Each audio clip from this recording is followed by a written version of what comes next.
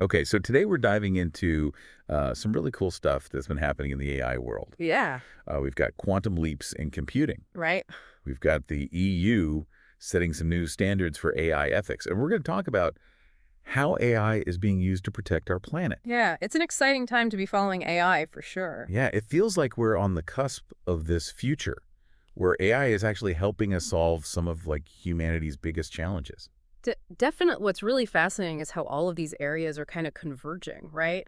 So we've got quantum computing, we've got the ethical frameworks, and then we've got these applications for environmental protection, and they're all kind of coming together to shape what will hopefully be a much more positive and sustainable future with AI. Yeah, let's start with the quantum AI because I was reading about this new algorithm Mm-hmm. and it's letting AI tackle these insanely complex problems. Right. And it's not just faster, right? Yeah. It's a totally different way of thinking. Absolutely. It's like imagine instead of searching for a solution one step at a time, you could explore millions of possibilities all at the same time. Wow. So that's what quantum computing brings to AI. It's like having a million scientists all working on the same problem at the same time. So instead of taking years to develop a new drug, Yeah, we could potentially do it in a fraction of the time. exactly. Yeah. Think about the implications for diseases like cancer or Alzheimer's. Oh, wow. I mean, this could revolutionize medicine and Yeah. potentially save countless lives.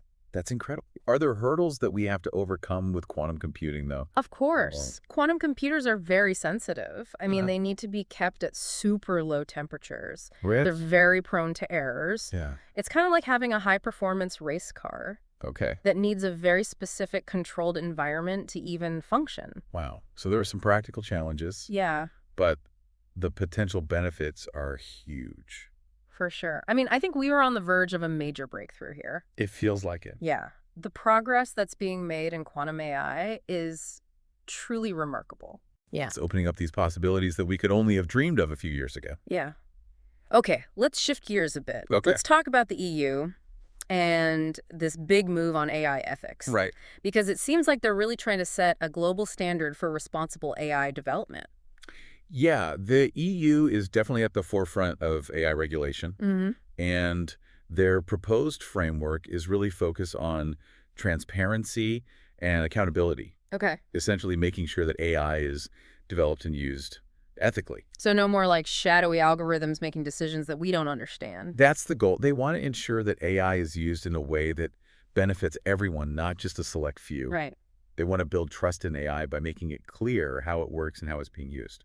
What kind of impact could this have on the development of AI, not just in Europe, but globally? It's hard to say for certain, but the EU's General Data Protection Regulation, the GDPR, Yeah. Yeah. that had a global impact on data privacy. So it's possible that their AI ethics framework could have a similar ripple effect. And encourage companies worldwide to really prioritize those ethical considerations. It's like setting a new standard for how AI should be developed and used with this focus on protecting people and their rights. I think it's definitely a step in the right direction. Yeah. It's about ensuring that AI is a force for good in the world. Okay, speaking of AI being a force for good, our next story takes us to the intersection of AI and the environment. Okay. I was reading that NASA and some environmental groups are teaming up Yeah. to use AI to monitor the health of our planet. This is a really exciting area because by analyzing satellite images and these massive data sets, AI can track things like deforestation, predict wildfires, and even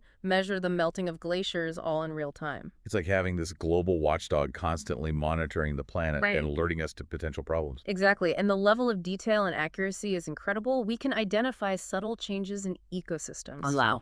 And really understand the impact of human activity on the environment like we've never been able to before. So we're not just talking about reacting to environmental disasters after they happen. Right. AI can actually help us predict them and prevent them. That's the hope. By using AI to monitor the Earth, we can get ahead of the curve and take proactive steps to protect the planet. This is such a powerful example of how AI can be a force for good. Yeah. But I imagine there are challenges when it comes to using AI for environmental monitoring. Of course, one challenge is just the sheer volume of data that's involved. Right. Processing all that information requires enormous computing power, Yeah. which can actually have its own environmental impact Interesting. if we're not careful. And then there are also concerns about ensuring the accuracy of the AI models and the ethical implications of monitoring sensitive areas, Right. like indigenous lands, for example. So as with any powerful tool, we need to use AI responsibly Yeah, and make sure it's aligned with our values and our goals. definitely. It's like we're explorers charting a new territory, Mm-hmm. full of promise, but also potential pitfalls. Yeah, it's a great analogy. We're still in those early stages of exploring the potential of AI. Right. And it's crucial that we proceed with caution, always considering the broader implications of what we're doing. And it's a journey, I think, that can lead us to a brighter future if we approach AI with a sense of responsibility and a commitment to using it for good. Hmm. The possibilities are truly boundless. So it's not just about the technology itself, it's how we choose to use it. Right. It's about harnessing its power to address real-world challenges Yeah, and create a more sustainable and equitable world for everyone. absolutely. And I think that brings us back to the EU's efforts Okay. to really establish those ethical guidelines for AI development. Yeah. It's an attempt to make sure that AI is used in a way that benefits all of humanity, Right. not just a select few. Can we dive a little deeper into those guidelines? Sure. What are some of the key elements that make this framework so groundbreaking? Well, I think one of the most significant aspects is this emphasis on transparency. Yep. The EU wants to make sure that people understand how AI systems are making decisions that affect their lives, Right. you know? So that means lifting the curtain on those black box algorithms. Hold on. Can you explain what a black box algorithm is Yeah. for some of our listeners who might not be familiar with that term? Of course, a black box algorithm is essentially an AI system where the decision-making process is opaque. So you input data, Okay. you get an output, but you don't know how the AI arrived at that output. Right. It's like a magic trick Got it. where you only see the beginning and the end, but not the steps in between. Okay, so the EU wants to make those steps visible so we can understand how the AI is working and make sure it's not, biased or discriminatory. Exactly. The goal is to make sure that these AI systems are fair, accountable, and transparent. Yeah. We don't want situations where people are denied loans or job opportunities or even healthcare based on decisions made by algorithms they don't understand. Right. That makes a lot of sense. It's about building trust in AI Mm-hmm. by making it clear how it works and how it's being used. Yeah. But, we were talking about this earlier. Not everyone is thrilled about these regulations. Right. Some people worry that it'll stifle innovation. Yeah, the concern is that, strict regulations might create a burden for companies, especially startups. Okay. And they worry that it could slow down development or make it harder to compete globally. Mm-hmm. There's also this fear that too much red tape will push innovation to countries with more relaxed rules. So it's a balancing act between fostering innovation Yeah. and ensuring responsible development. Absolutely. The EU is trying to find that sweet spot, where we can encourage progress in AI, Right. but also protect people's rights and values. It sounds like they're setting a precedent for the rest of the world. Mm. Do you think other countries will follow suit with similar regulations?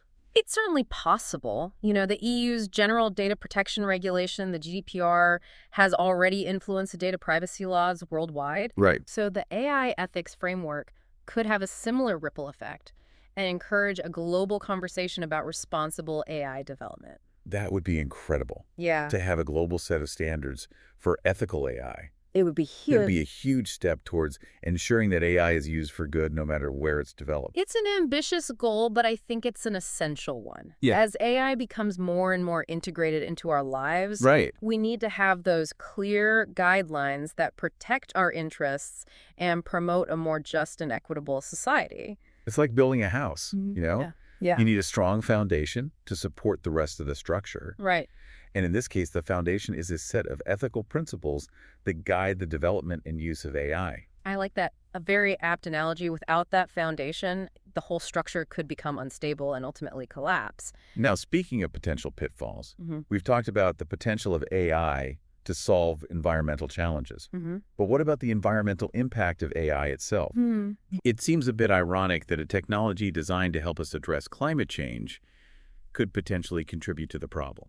It's a valid concern. Developing and deploying AI, especially these large-scale models, Right. requires significant computing power, which translates to a lot of energy consumption. Yeah. And if that energy is coming from fossil fuels, it could actually negate the positive environmental impact of AI applications. So in a way, AI could be part of the problem it's trying to solve. It really highlights the importance of developing AI systems that are not only powerful, Yeah. and also energy efficient. And thankfully, there's a growing movement towards green AI, Okay. which is all about reducing the environmental footprint of AI. That's encouraging. How are researchers and companies working to make AI more sustainable?